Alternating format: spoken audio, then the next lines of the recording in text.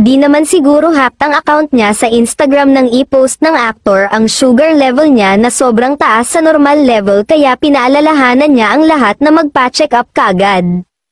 40 years old lang si Sam, aniya sa post, akala ko healthy akong tao, di naman ako sweet tooth, bihira din mag-junk food.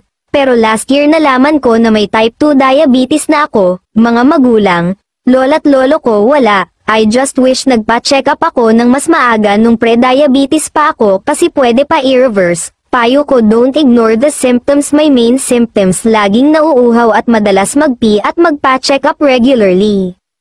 Diabetes, nagulat nga ang kanyang followers sa ipakita niyang 525 na sugar level. Critical blood sugar na raw yun, kaya worried din sila. Nagpaabot naman ang kanilang supporters ng panalangin na sana'y malampasan ni Sam kung anuman ang problemang pinagdadaanan ng kanyang kalusugan.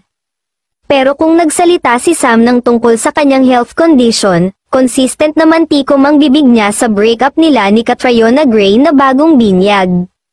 Wala umano talaga siyang sinasabi na kahit ano, maaalalang nagbigay noon ng official statement ang Cornerstone Entertainment na siyang naghahandle ng career ni na Sam Milby at Catriona Gray hinggil sa napapabalitang hiwalayan ng engaged couple. Kinumpirma ng nasabing talent management ni Erickson Raimundo sa Instagram page kahapon na totoong may pinagdadaanan ngayon ang relasyon ni na Sam at Catriona pero sinusubukan naman daw ng dalawa na ayusin ang problema.